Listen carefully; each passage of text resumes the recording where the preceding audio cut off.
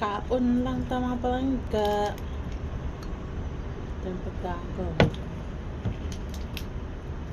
Kaon na lang natin eh.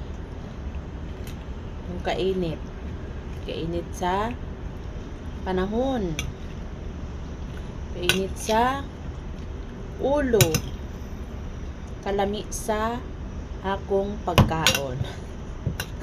Diba? So, yan. I-mix-mix na lang natin to ang ating gulay. Ay, gulay. Yun. Para maano yung ano niya talaga.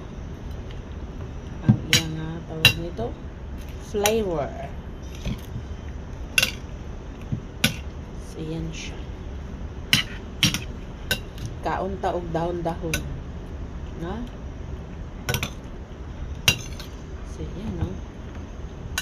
Yan. Try natin kung yummy ba.